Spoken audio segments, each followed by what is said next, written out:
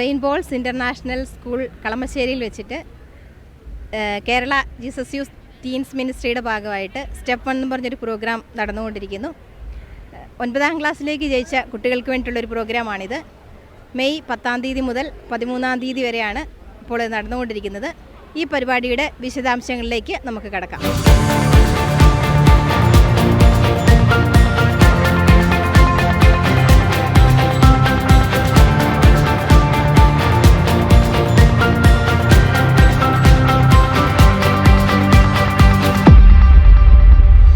ബിബിൻ, നമ്മുടെ ഈ സ്റ്റെപ്പ് 1 പ്രോഗ്രാമിനെ കുറിച്ച് ഇതിൻ്റെ ഒരു ചെറിയ വിശദീകരണം നൽകാനായിട്ട് സാധിക്കുമോ? ഇവിടെ ഇപ്പോൾ സെൻറ്റ് പോൾസ് കളമശ്ശേരി ഇൻ്റർനാഷണൽ സ്കൂളിലാണ് നമ്മളുള്ളത്. ഇവിടെ സ്റ്റെപ്പ് 1 പ്രോഗ്രാം നടക്കുകയാണ്. സ്റ്റെപ്പ് 1 എന്ന് പറയുമ്പോൾ 8ാം ക്ലാസ്സിൽ നിന്ന് 9ലോട്ട് കടക്കുന്ന 9th എൻട്രി സ്റ്റുഡൻസിനുള്ള പ്രോഗ്രാമാണ്. ഇവിടെ ഒരു 1003 ടീനേജേഴ്സും 400ഓളം വോളണ്ടിയേഴ്സും 23 സിസ്റ്റേഴ്സും 10ഓളം അച്ഛന്മാരും ഒരു 8-9ഓളം സീനിയർ ലീഡർഷിപ്പായിട്ടുള്ള ചേട്ടന്മാരും ചേച്ചിമാരുമായിട്ടാണ് ഈ ഒരു പ്രോഗ്രാം നടക്കുന്നത്. ഇവിടെ പല ഗെയിംസിലൂടെയും കാര്യങ്ങളിലൂടെയും തിയേറ്റർ പെർഫോമൻസിലൂടെയും ആയിട്ടാണ് ഇവിടെ ഇവരുടെ ഒരു പ്രോഗ്രാം കാര്യങ്ങളൊക്കെ ഇങ്ങനെ സംഭവിച്ചുകൊണ്ടിരിക്കുന്നത്. ഇത്രയും പേർക്കുള്ള ഫുഡും കാര്യങ്ങളും ഒക്കെ ഇവിടെ ലീഡേഴ്സ് തന്നെയാണ് പ്രിപ്പയർ ചെയ്യുന്നതും അവർക്ക് കൊടുക്കുന്നതും എല്ലാ കാര്യങ്ങളും ഇവിടെ സംഭവിക്കുന്നത്. ഈ കഴിഞ്ഞ 10ാം തീയതി മുതൽ 13ാം തീയതി വരെയാണ്, ഇന്ന് രാത്രി വരെയാണ് ഈ പ്രോഗ്രാം നടക്കുന്നത്. കേരള ജീസസ് യൂത്ത് ടീൻസ് മിനിസ്ട്രിയുടെ ചാപ്പലിനച്ഛനായ ആനന്ദച്ഛനോട് നമുക്കിതിനെക്കുറിച്ചൊന്ന് ചോദിക്കാം. അച്ഛൻ്റെ ഒരു അനുഭവത്തിൽ ഈ പ്രോഗ്രാമിനെ കുറിച്ച് എന്താണ് അച്ഛൻ്റെ വിലയിരുത്തൽ? ടീൻസ് ടീം എന്ന് പറഞ്ഞാൽ എനിക്ക് തോന്നുന്നു ഏറ്റവും പ്രധാനപ്പെട്ടൊരു മിനിസ്ട്രിയാണ്. കാരണം വളർന്നു വരുന്ന യുവത്വത്തിലേക്ക് പ്രവേശിക്കാനിരിക്കുന്നവർക്ക് ആദ്യം ഈശോയെ കൊടുത്താൽ ഉറപ്പായിട്ടും അവർക്ക് ഈശോയെ അവർ കൊണ്ട് യുവത്വത്തിലേക്ക് പ്രവേശിക്കും. കൂടെ എപ്പോഴും അവർ ഈശോയെ ചേർത്ത് നിർത്തും. ഈശോ കൂടെ ഉണ്ട് എന്നുള്ളൊരു ബോധ്യത്തിൽ തന്നെ അവർ വിശ്വാസത്തിലൊക്കെ വളരും എന്നാണ് ഞാൻ മനസ്സിലാക്കുന്നൊരു കാര്യം. പിന്നെ ഈ സ്റ്റെപ്പ് 1 ഇത് എനിക്ക് ഞാൻ ഈ ദിവസങ്ങളിലൊക്കെ ഇവിടെ കണ്ട ഒരു കാര്യം, ഇത് ഈശോയെ ഒരു ആദ്യമായി ഒരു എൻകൗണ്ടർ, ജീസസ് എൻകൗണ്ടർ അവർക്ക് കിട്ടുന്നൊരു അവസരങ്ങൾ ഇവിടെ ഒരുക്കുക എന്നുള്ളതാണ് ഈ പ്രോഗ്രാമിലൂടെ ഇവിടെ ഇതുവരെ സംഭവിച്ചിട്ടുള്ളത്. ഇവിടെയുള്ള ലീഡേഴ്സും ഇവിടെ റിസോഴ്സ് വരുന്നവർ, ഓരോ സെഷൻസ് എടുക്കുന്നവർ, കുർബാനയും പാട്ടും എല്ലാത്തിലൂടെയും ഈശോയെയാണ് അവർക്ക് ഒരു അടുത്ത അനുഭവത്തിലേക്ക് കിട്ടുന്നത്. എനിക്കും ഈ ടീനേജേഴ്സും ലീഡേഴ്സും ഇവിടെ ജീസസ് യൂത്ത് വോളണ്ടിയേഴ്സും അവർ ഒത്തിരി എന്നെ ചലഞ്ച് ചെയ്യുന്നുണ്ട്. എൻ്റെ കുറേ കൂടി ഊർജ്ജസ്വലതയോടുകൂടി ഈശോയ്ക്ക് വേണ്ടി ഊണും ഉറക്കമൊക്കെ മാറ്റിവെച്ച് അവരിങ്ങനെ ഓടിക്കൊണ്ടിരിക്കുകയാണ്. ഈ ടീനേജേഴ്സിന് വേണ്ടിയിട്ടാണ്. അപ്പോൾ അത് ആണ് ഈ പ്രോഗ്രാമിലൂടെ കണ്ട എൻ്റെ ഒരു personal experience. Kerala Jesus Youth കൗൺസിലിൻ്റെ കോർഡിനേറ്ററായ മത്തായിയോട് നമുക്ക് ഈ പ്രോഗ്രാമിനെ കുറിച്ച് ഒന്ന് ചോദിക്കാം. സ്റ്റെപ്പ് 1 പ്രോഗ്രാം മൂവ്മെൻറ്റിൽ സ്റ്റാർട്ട് ചെയ്യുന്നത് 2004 ഏകദേശം 20ാമത്തെ വർഷമാണ് സ്റ്റെപ്പ് 1 പ്രോഗ്രാം ജീസസ് യൂത്തിൽ സ്റ്റാർട്ട് ചെയ്തിട്ട് ഈ ഒരു 2024 എത്തുമ്പോൾ. ഈ സ്റ്റെപ്പ് 1 പ്രോഗ്രാം വഴി അനേകം യുവജനങ്ങളിലേക്ക് അല്ലെങ്കിൽ അനേകം ടീനേജേഴ്സിലേക്ക് നമുക്ക് ഈ ഒരു അല്ലെങ്കിൽ നമുക്ക് റീച്ച് ഔട്ട് ചെയ്യാനും അവരിലൊരു ക്രിസ്തു അനുഭവം ഉണ്ടാക്കാനും ഒക്കെ ഈ ഒരു പ്രോഗ്രാം സാധിച്ചിട്ടുണ്ട്. അപ്പോൾ ഈ ഒരു സ്റ്റെപ്പ് 1 പ്രോഗ്രാം നമ്മൾ നടത്തുന്നത് 9ാം ക്ലാസ്സിലെ സ്റ്റുഡൻസിന് വേണ്ടിയാണ്. അപ്പോൾ ഇതൊരു പ്രോഗ്രാമിനപ്പുറത്തേക്ക് ഇവരൊരു കൂട്ടായ്മയുടെ ഭാഗമാകുവാനും ആ ഒരു കൂട്ടായ്മകളിലേക്ക്, അത് അവരുടെ സ്കൂളുകളിലുള്ള പ്രാർത്ഥനാ കൂട്ടായ്മകളാകാം, പാരിഷിലെ പ്രാർത്ഥനാ കൂട്ടായ്മകളാവാം, ഈ പാരിഷ് പ്രാർത്ഥനാ കൂട്ടായ്മകൾ അല്ലെങ്കിൽ സ്കൂളിലെ പ്രാർത്ഥനാ കൂട്ടായ്മകളിൽ അവർ വരികയും കർത്താവിനോട് കൂടെ ചേർന്ന് ഇനിയും വളരുകയും ചെയ്യുന്നതിന് വേണ്ടിയാണ് നമ്മുടെ ഈ ഒരു അതിൻ്റെ ഒരു ഫസ്റ്റ് സ്റ്റെപ്പായിട്ടാണ് ഈ ഒരു സ്റ്റെപ്പ് 1 പ്രോഗ്രാമിനെ ജീസസ് യൂത്ത് മുന്നേറ്റം സഭയിലേക്ക് അല്ലെങ്കിൽ നമ്മൾ ഇൻട്രൊഡ്യൂസ് ചെയ്യുന്നത്. 4 ദിവസം നീണ്ടു നിന്ന ഈ പരിപാടിയിൽ എന്തൊക്കെ സെഷനുകളാണ് ഉണ്ടായിരുന്നത് എന്ന് ഇതിൻ്റെ എല്ലാമായ പ്രോഗ്രാം കോർഡിനേറ്റർ ബെന്റിലിയോട് നമുക്ക് ചോദിച്ചറിയാം. Thank you sister. നമ്മൾ ഈ പ്രോഗ്രാം ഡിസൈൻ ചെയ്തത് ഒരു ഇനിഷ്യൽ എൻകൗണ്ടർ പ്രോഗ്രാമായിട്ടാണ്. ഒരു യങ് ഏജിൽ തന്നെ കർത്താവിനെ കണ്ടുമുട്ടാനും ആ ഒരു ദൈവാനുഭവം അനുഭവിക്കാനൊക്കെ ആയിട്ടും അതിലൂടെ അവർക്ക് ജീവിതത്തിൽ എന്തൊക്കെ കുഞ്ഞു കുഞ്ഞു സ്റ്റെപ്പുകൾ എടുക്കാനൊക്കെ ആയിട്ടും അത് എങ്ങനെ നിലനിർത്തിക്കൊണ്ട് പോകാനായിട്ടും കഴിയുമെന്ന് നമ്മൾ പറഞ്ഞു കൊടുത്തു. അതോടൊപ്പം തന്നെ ഈ ഒരു കണ്ടുമുട്ടൽ ഈ ഒരു സെഷനുകളിലൂടെ മാത്രമല്ല, തിയേറ്റർ പെർഫോമൻസുകളുണ്ടായിരുന്നു, അതേപോലെ തന്നെ മ്യൂസിക്കൽ നൈറ്റുകളുണ്ടായിരുന്നു, അഡോറേഷൻ ഉണ്ടായിരുന്നു, എല്ലാ ദിവസവും വിശുദ്ധ കുർബാനയും ഉണ്ടായിരുന്നു. അങ്ങനെയാണ് ഞങ്ങൾ ഈ പ്രോഗ്രാം ഡിസൈൻ ചെയ്തത്.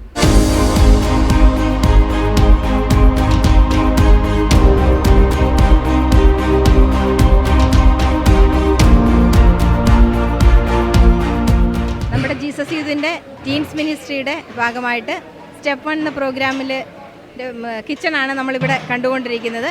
ഇവിടെ പാലാ സോണിനാണ് ഇതിൻ്റെ ഫുൾ ചാർജ് കൊടുത്തിരിക്കുന്നത് എങ്കിലും നമ്മുടെ ജീസസ് യൂത്തിൽ തന്നെ പ്രവർത്തിക്കുന്ന എല്ലാ സോണിൽ നിന്നുമുള്ള ആൾക്കാർ ഇവിടെ സഹായിക്കാനായിട്ട് വരുന്നുണ്ട്.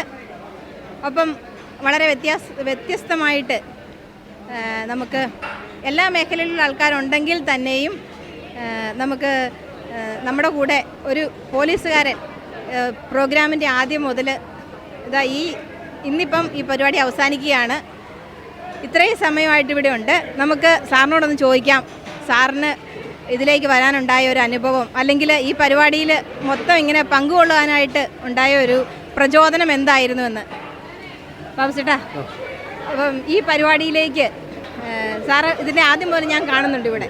അപ്പം എന്തായിരുന്നു ഇതിലേക്ക് സ്റ്റെപ്പ് 1 എന്ന പ്രോഗ്രാമിലേക്ക് സാറിന് ഒരുപാട് തിരക്കുള്ള ആളാണ്, എങ്കിലും ആ ബിസി ഷെഡ്യൂളൊക്കെ മാറ്റി വെച്ചിട്ട് ഇതിലേക്ക് വരാനുണ്ടായ ഒരു ദൈവാനുഭവം ഒന്ന് പങ്കുവയ്ക്കാൻ പറ്റും? ഞാൻ ചിൽഡ്രൻ ആൻഡ് പോലീസിൻ്റെ ജില്ലാ കോർഡിനേറ്ററാണ്. അപ്പോൾ ഇന്ന് ഞാൻ കാണുന്നുണ്ട് ഓരോ കുട്ടികളും ഇന്നത്തെ കാലഘട്ടത്തിൽ കൗമാരം എന്ന് പറയുന്ന ഒരു വിഭാഗം വല്ലാതെ പ്രതിസന്ധി നേരിടുകയാണ്.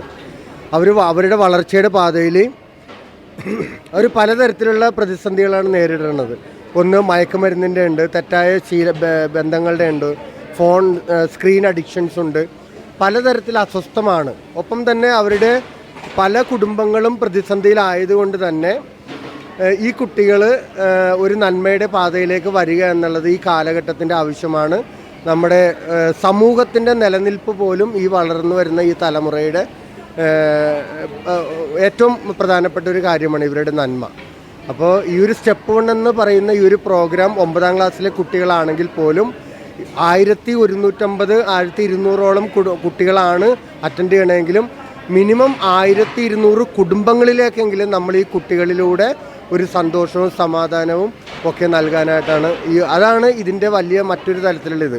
ഒപ്പം ഇവർ ഓരോ ഇടവകയിൽ നിന്നും സ്കൂളുകളിൽ നിന്നും ഈ ഒരു പ്രോഗ്രാം അറ്റൻഡ് ചെയ്യാൻ വരുമ്പോൾ ഒരു നന്മയുടെ തിരിച്ചറിവോടുകൂടി സമൂഹത്തിലേക്ക് ഇവർ ഇറങ്ങിച്ചെല്ലുമ്പോൾ അവരായിരിക്കുന്ന സമൂഹത്തിലും ഒരു നന്മ വിതയ്ക്കാൻ, ഒരു നല്ല പൗരബോധത്തോടുകൂടി നീതിയോടും കാരുണ്യത്തോടും കൂടി ഇടപെടുന്ന ഒരു വളർന്നു വരുന്ന ഒരു നല്ല വ്യക്തിത്വങ്ങളായിട്ട് ഇവർ ഓരോരുത്തരും മാറും.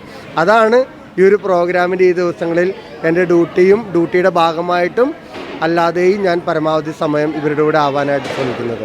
സാറേ, ഞാൻ ഒരു കാര്യം കൂടി ഒന്ന് ചോദിച്ചോട്ടെ. സാറിന് ഈ ജീസസ് യൂത്ത് മൂവ്മെൻറ്റിലേക്ക് വരാനുണ്ടായ ഒരു അനുഭവം ഒന്ന് പങ്കുവയ്ക്കാൻ പറ്റുമോ? അതെങ്ങനെ തുടർന്നുകൊണ്ട് പോകുന്നു എന്നുള്ളത്. ഞാൻ ജീസസ് യൂത്ത് കൂട്ടായ്മയിലേക്ക് വന്നത് 96-97 കാലഘട്ടത്തിലാണ്. അന്ന് ഞാൻ എറണാകുളം ഗവൺമെൻറ് ഹോസ്പിറ്റലിൽ ഒരു മിനിസ്റ്റർ ചെയ്തുകൊണ്ടിരിക്കുകയായിരുന്നു.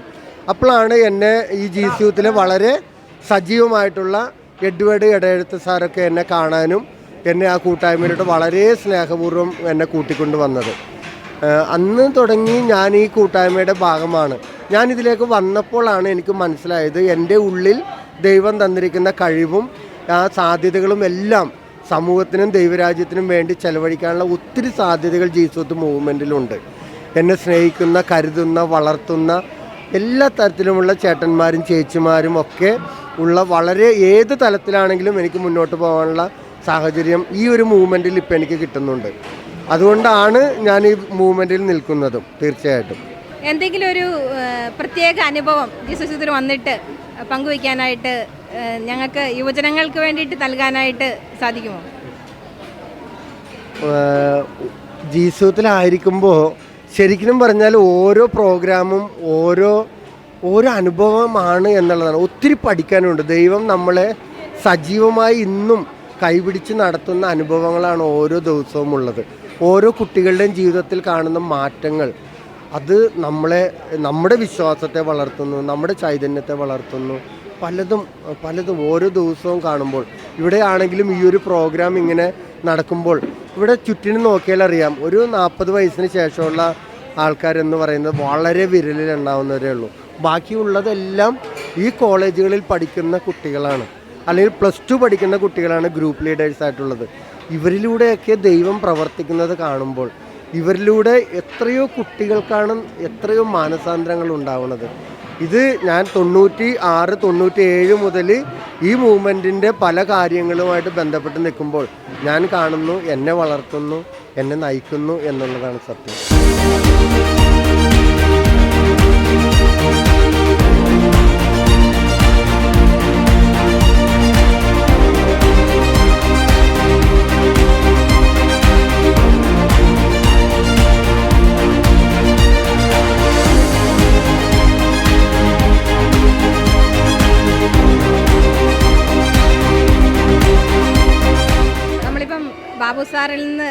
ബാബു സാറിനെ കേട്ടു. സാറിങ്ങനെ പറയായിരുന്നു, സാറിൻ്റെ ഇത്രയും ബിസി ഷെഡ്യൂളായിട്ടുള്ള ഒരു ജോലിയാണെങ്കിൽ കൂടി യുവജനങ്ങൾക്ക് വേണ്ടിയിട്ട് അല്ലെങ്കിൽ ക്രിസ്തുവിനെ പകരാനുള്ള ആ സാറിൻ്റെ തീഷ്ണത മൂലം സാറിങ്ങനെ ചെയ്തുകൊണ്ടിരിക്കുന്ന ഓരോരോ കാര്യങ്ങളെക്കുറിച്ച്. അപ്പം നമ്മൾ ഇവിടെ ഇപ്പം ഉച്ചയ്ക്ക് ഇന്ന് ബിരിയാണിയും ചിക്കനുമായിരുന്നു. അത് കഴിഞ്ഞിട്ട് ഇപ്പം ചായയുടെ കാര്യങ്ങളൊക്കെ ഇവർ റെഡിയാക്കിക്കൊണ്ടിരിക്കുന്നു. ഒപ്പം ഇതാ വൈകുന്നേരത്തേക്കുള്ള കറിയെല്ലാം റെഡിയാകുന്നു, മുട്ടത്തോരൻ റെഡിയാകുന്നു. അപ്പം നിങ്ങൾ ഇത് ചെയ്യുമ്പോൾ ഞാനൊരു കാര്യം ഒന്ന് ചോദിക്കുകയാണ്. നിങ്ങൾക്ക് തിരക്കുണ്ട്, ജോലിയുണ്ട്, ക്ലാസ്സുണ്ട്, എങ്കിൽ പോലും നിങ്ങൾ ഈ പരിപാടിയെല്ലാം മാറ്റിവെച്ചിട്ടാണ് ഇവിടെ വന്നിരിക്കുന്നത്.